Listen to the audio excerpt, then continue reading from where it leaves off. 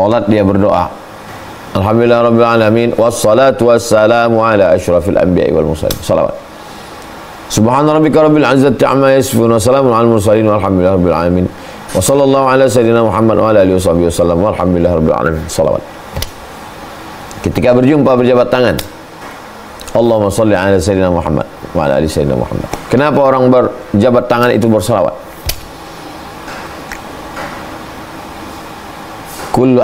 Setiap majlis yang tidak disebut salawat di dalamnya anta najifah, majlis itu majlis bangkai, busuk berbau. Bagaimana supaya majlis kita tidak menjadi majlis bangkai, busuk berbau? Maka kita bersalawat. Alhamdulillah rabbil alamin wassalatu wassalamu ala asyrafil anbiya'i wal mursalin. Bapak bupati, gubernur, kepala daerah tetap diisi dengan salawat. Allahumma shalli ala sayyidina Muhammad wa ala ali sayyidina Muhammad. Jadi waktu kosong isi dengan salawat. Allahumma shalli ala sayyidina Muhammad. Bagus dihitung. Untuk memberi motivasi sudah 100, sudah 200. Tapi jangan hanya karena mengejar hitungan, bunyi salawatnya tidak jelas. Allahumma shalli ala sayyidina Muhammad wa ala ali sayyidina Muhammad. Ini terkait dengan menyebut Nabi Muhammad sallallahu alaihi wasallam. Yang kedua, apa tanda cinta kepada Nabi sallallahu alaihi wasallam? Kalau cinta ringan berkorban. Kalau cinta ringan tangan berbagi. Orang kalau udah jatuh cinta, handphone, motor, mobil, rumah, duit, nyawa dia kasih. Apa bukti cinta ke Nabi sallallahu alaihi wasallam? Maka Umar bin Khattab memberikan kebunnya. Kebun yang paling kucinta adalah kebun yang ada di Khaybar. Sepertinya sinyal sangat mengganggu. Apa yang paling dicinta? Yang paling dicinta adalah tanahnya, maka berikan tanah ini. Apa yang paling dicinta? Yang paling dicinta adalah anaknya, maka diberikanlah anaknya yang bernama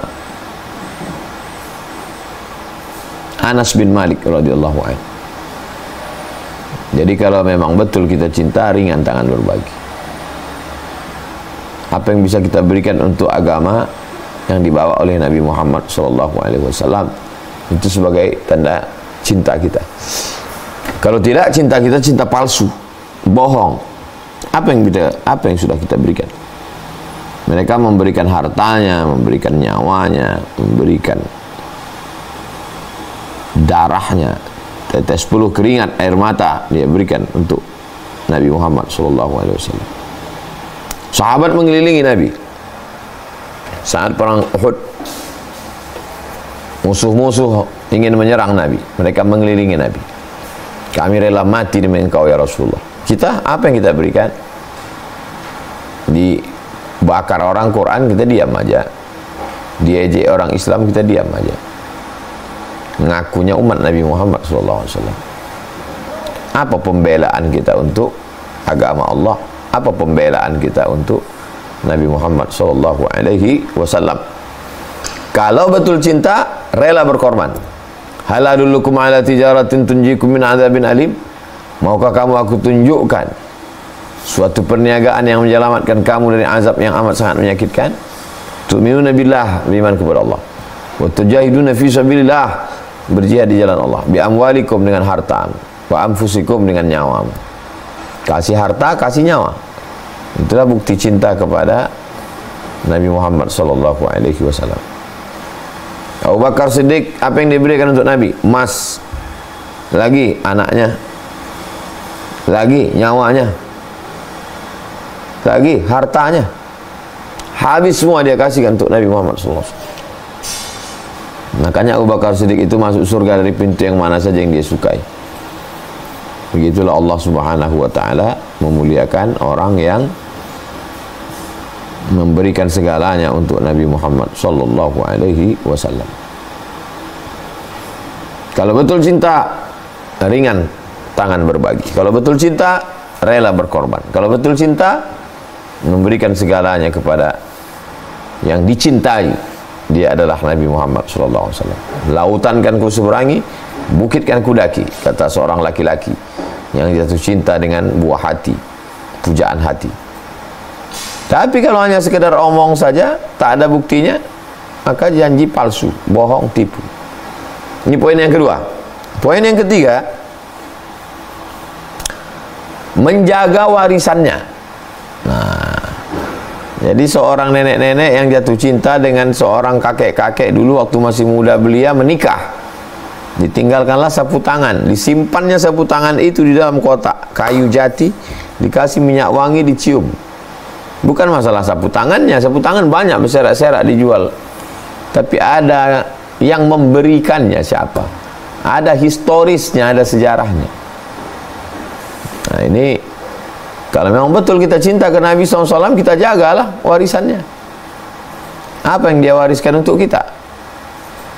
Yang dia wariskan untuk kita adalah masjid. Maka kita jaga masjid. Kita kawal nih masjid ini. Dari mulai imamnya, khatibnya, Bilal muazzinnya, kebersihannya, program-programnya. Di dekat masjid ada ruku yang bisa disewakan nanti untuk support dakwah. Ada pula di situ tempat praktek dokter, periksa kandungan. Lalu kemudian ada gedung untuk pakai pernikahan. Nah, ini semua adalah, kalau memang betul cinta kita ke Nabi SAW, ada buktinya. Ada bukti kita mencintai Nabi Muhammad SAW. Di antara bukti itu, kita adalah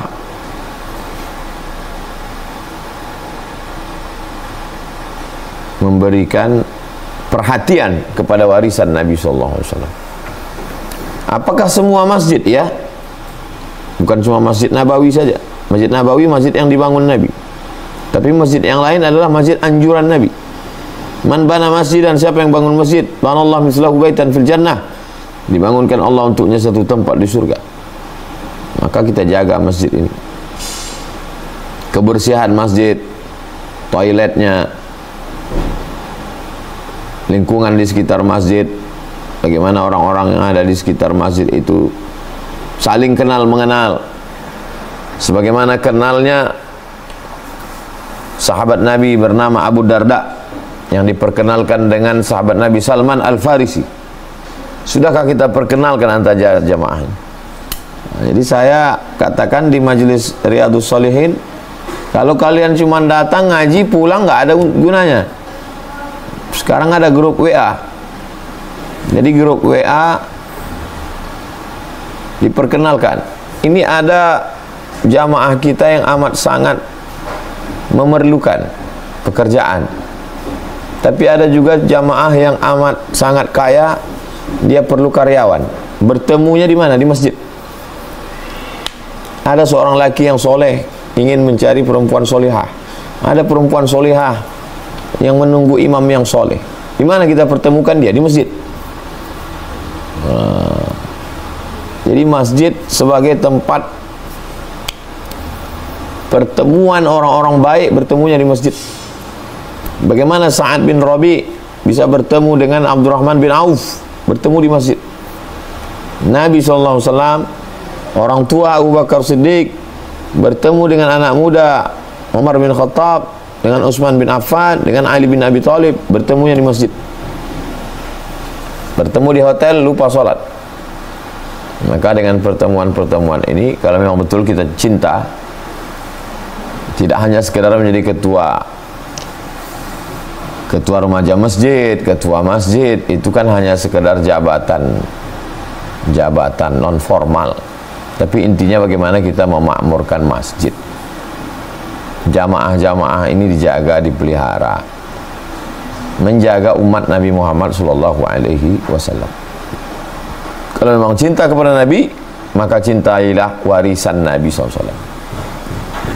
Orang sangat cinta kepada keris yang sudah diwarisi turun-temurun dari kakek-kakek. Sangat cinta kepada cincin yang diwarisinya dari neneknya ke ibunya. Warisan Nabi SAW apa? Nabi tak ada meninggalkan istana yang megah. Nabi tak ada meninggalkan warisan batu akik. Nabi tak ada meninggalkan apapun. Yang ditinggalkan Nabi adalah masjid. Maka mari kita makmurkan masjid. Itu salah satu bukti cinta kepada Nabi. Jadi kalau ada orang rajin solawat tapi tidak sholat ke masjid, berarti cintanya parsial. Dia mesti utuh, mesti sempurna. Cinta tidak hanya sekedar menyebut, tapi melaksanakan apa yang diperintahkan oleh Nabi Muhammad sallallahu alaihi wasallam. Kalau ini kita lakukan, insya Allah selamatlah kita dunia, selamat kita akhirat, diberikan Allah segala kebaikan-kebaikan. Yang pertama, man ahabba syai'an aktsara min dzikrihi. Kalau cinta banyak menyebut. Yang kedua, kalau cinta rela berkorban. Apa yang sudah kita kasih untuk agama. Yang ketiga, kalau memang kita cinta, berarti kita jaga warisannya. Yang keempat, kalau memang kita cinta, cinta itu datangnya dari mana? Tak kenal maka tak sayang maka tak cinta. Tak cinta karena tak sayang karena tak kenal. Maka jadikan bulan Maulid ini adalah bulan untuk mengenal Nabi Muhammad SAW. Nggak mau buat acara Maulid, buat loka karya, seminar, lomba video pendek tentang Nabi, lomba cerpen tentang Nabi. Kamu tulis tahun pertama hijrah, kamu tulis tahun kedua hijrah, kamu tulis tahun ketiga hijrah, kamu tulis tahun keempat hijrah, kamu tulis tahun kelima. Nanti tulisannya jadikan jadi satu. Kamu tulis masa kecil Nabi, kamu tulis masa setelah Nabi dapat wahyu sebelum hijrah, maka kamu tulis masa Nabi sudah dapat. Jadikan jadi satu tulisan yang besar.